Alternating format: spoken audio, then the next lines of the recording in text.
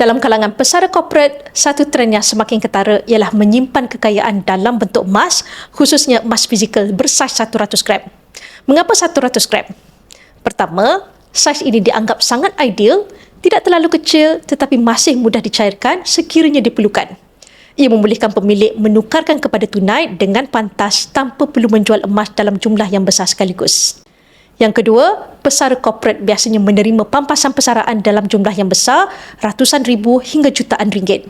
Daripada membiarkan semuanya dalam bentuk tunai yang terdedah kepada inflasi, ramai memilih untuk tukar sebahagian kepada emas sebagai pelindung nilai. Gold bar 100 gram menawarkan keseimbangan. Ia mudah disimpan, rendah risiko manipulasi dan diterima di seluruh dunia. Kos per gram bagi saiz ini lebih rendah berbanding gold bar yang lebih kecil, menjadikan ia lebih efisien dari sudut pelaburan.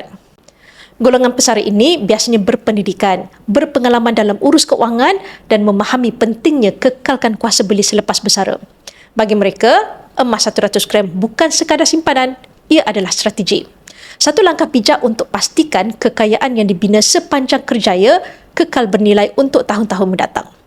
Bagi yang berminat untuk melindungi nilai simpanan anda dalam bentuk emas fizikal, anda boleh rujuk pin video saya untuk 5 langkah daftar akaun Public Gold dan saya akan bimbing anda dalam cara dan langkah-langkah simpanan emas yang terbaik untuk anda.